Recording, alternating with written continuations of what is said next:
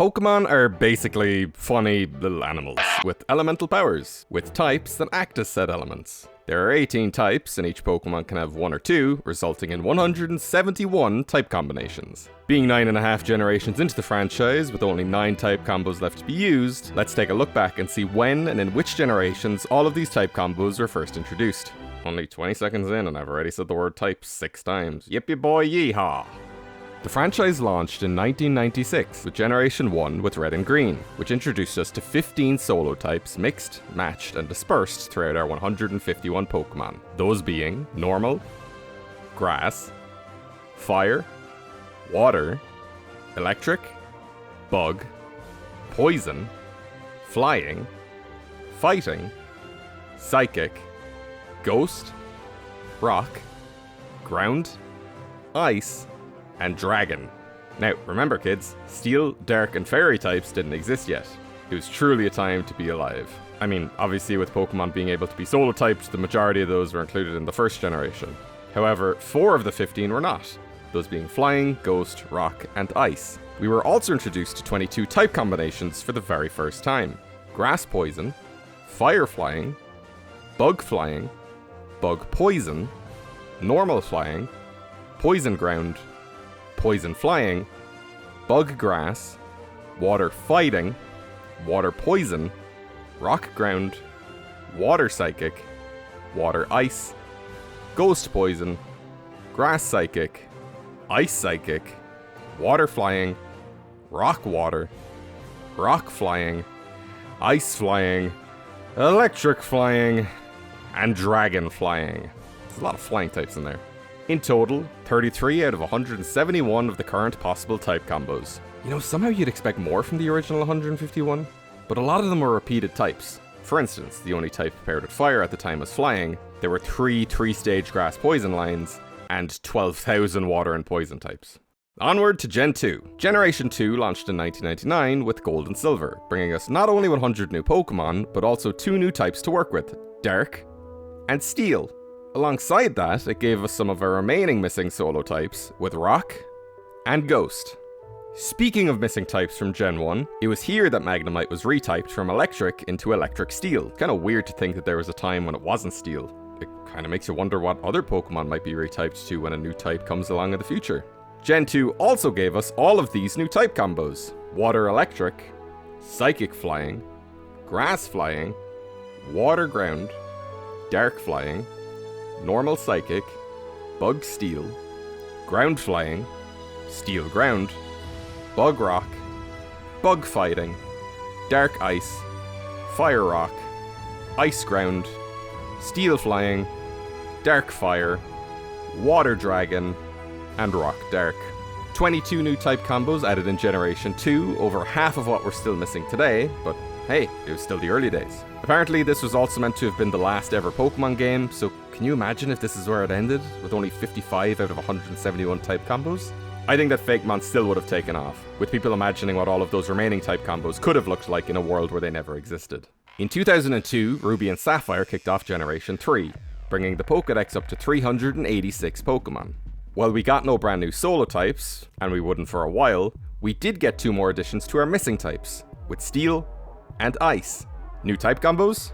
Well, we got those too, with Fire Fighting, Water Grass, Grass Dark, Bug Water, Grass Fighting, Bug Ground, Bug Ghost, Dark Ghost, Steel Rock, Fighting Psychic, Water Dark, Fire Ground, Ground Dragon, Rock Psychic, Ground Psychic, Rock Grass, Steel Psychic, and Dragon Psychic. 20 new type combos, 2 less than the last generation, bringing our total up to 75. Only 3 generations deep, and we're remarkably close to hitting the halfway point for all of our type combos. And remember, there's still one last type yet to be added. That type would not be added in Generation 4, commencing in 2006 with Diamond and Pearl. In fact, this was the first generation to not introduce an unused solo-typed Pokemon. That said, it did introduce Grass Ground, Water Steel, Normal Water, Ghost Flying, Poison Dark, Fighting Steel, Poison Fighting, Grass Ice, Ice Ghost, Electric Ghost, Steel Dragon, Fire Steel, and Ghost Dragon. 493 Pokemon, 13 new types added, a significant drop from our previous 20, bringing the total to just over halfway at 88. You have to wonder if this is when they were truly realizing the longevity of the franchise and maybe decided to start holding back on being generous with new type combos, or it could just be the fact that a lot of the Sinnoh decks just adds to pre-existing evolutionary families and they didn't want to get too bizarre with the typings. Who knows? The first generation to not introduce any new evolutionary relatives was Generation 5, with the release of Black and White in 2010. What it did introduce was a Pokemon to inherit our last unused solo type, Flying. It only took them 14 years. It was also the largest amount of Pokemon to be introduced in a generation thus far, with 156 newcomers, bringing our total number of Pokemon up to 649. As for what new typings we got, well, Psychic Fire, Ground Dark, Dark Fighting, Normal Grass, Water Ghost, Bug Electric, Grass Steel, Ghost Fire, Ground Electric, Ground Ghost, Dark Steel, Dark Dragon, Bug Fire, Rock Fighting, Dragon Fire, Dragon Electric, Dragon Ice, and Normal Fighting. This generation also retyped alternate forms of the Gen 4 Pokemon Rotom, also giving us Electric Fire, Electric Ice, and Electric Grass for the first time. 22 new type combos, the exact same as Generation 2, which is super interesting because Gen 2 was kind of seen as a potential ending of the franchise, and Gen 5 is kind of seen as a soft reboot, so while probably unintentional, it's kind of funny that it played out that way.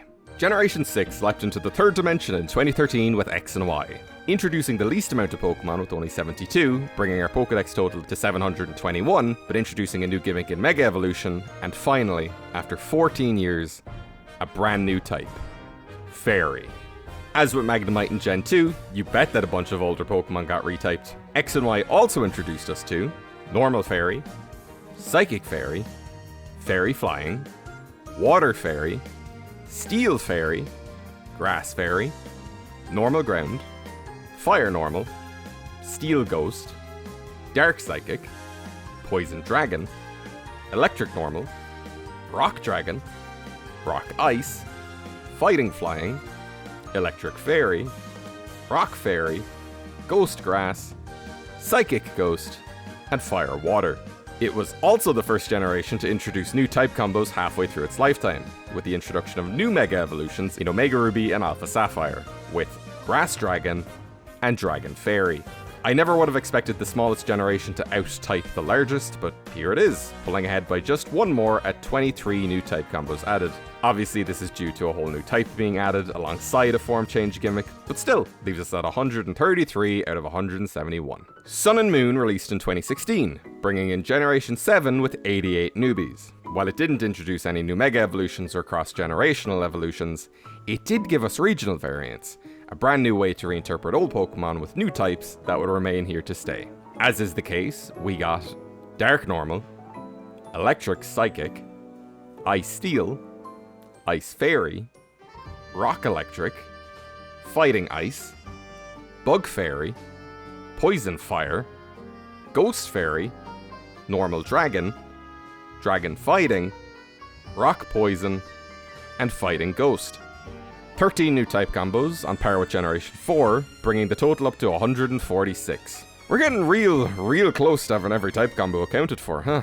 Generation 8 exists, moving to the Switch with Sword and Shield in 2019, and introduces new typings throughout its run with the introduction of DLC for those games, alongside Legends Arceus. I mean, people claim that there were Sinnoh remakes in there too, but that doesn't ring any bells. Must have been a bad dream. Anyway, Sword and Shield gave us Ice Fire, Electric Dark, Poison Fairy, Ice Bug, Electric Poison, Dark Fairy, and Bug Psychic.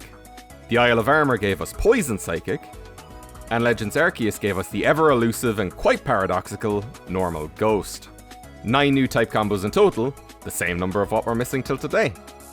Gen 9 is right now and currently consists of Scarlet and Violet and the Secret of Area Zero DLC expansion, split between the Teal Mask and the Indigo Disc. This generation is barely a year old, so let's see what we've got so far. Grass Fire, Bug Dark, Steel Poison, Poison Normal, Electric Fighting, Ground Fighting, and Fairy Fighting. Only 7 new typings in the base game, but again, this generation isn't over. So I started writing this before either of the DLCs came out, so my prediction was that between the two of them, we get at least one new type combo based on the 2 parts of the Sword and Shield DLC doing the same thing. Wrong! Yeah, that didn't quite work out. But it did introduce the Stellar type, which is technically a type, but also doesn't function as one traditionally. It's only accessed through terrestrialization, it has no defensive properties, and it grants a one-time boost to a move of each type, but only once, so I guess it also exists, but given it's form dependent and not really a type, I'm still hesitant to count it as such, but people will get mad if I don't include it, so it kind of gets its own special number, so there you go.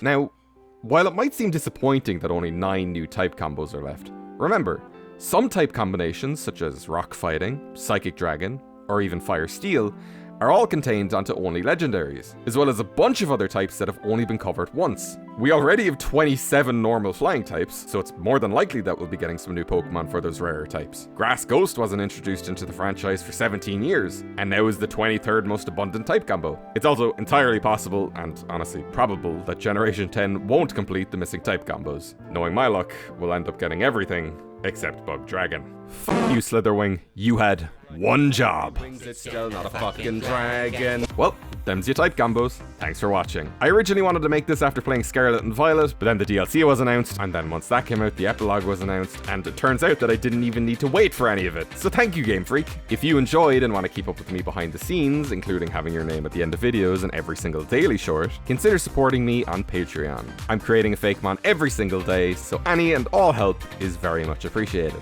And if you're watching this from the future, let me know what happened. I'm stuck in this video for all eternity. Anyhowdy, with all that said, I've been DBS, and all the best.